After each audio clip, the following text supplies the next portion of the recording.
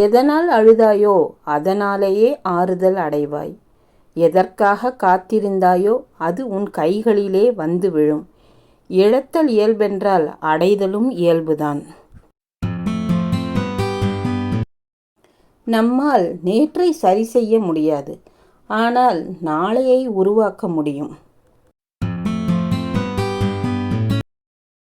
விவரம் அறியாதவர்கள் உண்மையில் கடவுளின் வரம். எந்த வஞ்சகமும் இல்லாமல் சந்தோஷமாக வாழ்பவர்கள்.